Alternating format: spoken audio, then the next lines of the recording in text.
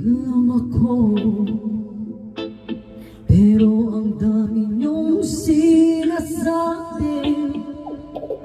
Kala mo kilala niyo pagkatao ko.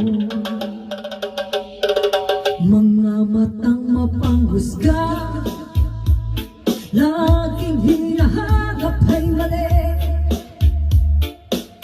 Kunting galaw mo lang napapansin lagi. Hindi parang totoo, pero may inggit sa mata. Pag ikaw ay nakatalikod, wala labas masama. Ugali nila, pinamaon nila ang pet. Habang tahimik ka lang, kala mo kung sino sila.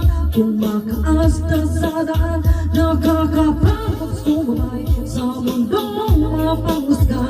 Inapakan ng kapwa para sila ay lumamang puro pagin ng tao.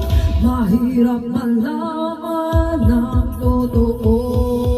Mga matang mapanghusga, kala mo kayo ng tama. Mga bibig na mapanakit, pero sarili di makita.